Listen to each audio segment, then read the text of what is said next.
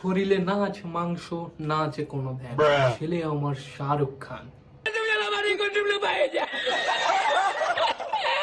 তো দোস্ত, এই ভিডিওটা বানানোর উদ্দেশ্য শুধু পার্সোনাল, কারণ আমি শাহরুখ খানের ভীষণ বড় একটা ভক্ত। আর কোথা থেকে আঁটু ঝাঁটু এসে শাহরুখ খান হয়ে বসে থাকবে, এটা কি মেনে নেওয়া যায়? কোনোদিন না, কখনোই না। তো চলো আজকে খুব ভালো করে গান পালিশ করবো, খুব ভালো করে। Hello guys, welcome to my channel. আমি বিচ্ছুলাল আবারও চলে এসেছি নতুন একটা ভিডিও নিয়ে তোমাদের সকলকে মনোরঞ্জন দিতে। তো যারা চ্যানেলটা আমার সঙ্গে জুড়ে থাকতে চাও তারা অবশ্যই সাবস্ক্রাইব করে দেবে। তো চলো শুরু করা যাক।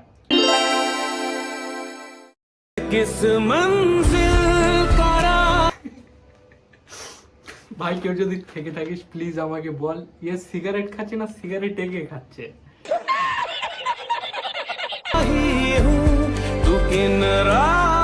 ওরে বাবা, চলার ভানটা দেখো, এদিকে না মাল ওদিকে আছে। আসলে আমার কিংবা সবারই মনে হচ্ছে শাহরুখ খানের কম ব্যাঙের বাচ্চা বেশি মনে হচ্ছে।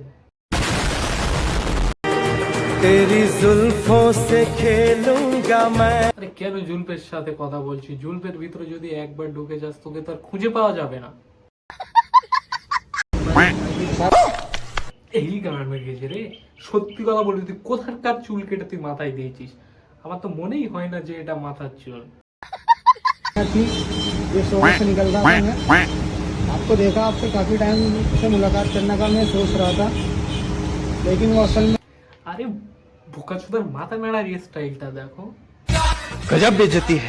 একেবারে মনে হচ্ছে এসআরকের স্টাইল কপি করে ভাল ছিঁড়ে ফেলেছে। সর্বনাশ, যত সব আঁটু ঝাঁটু।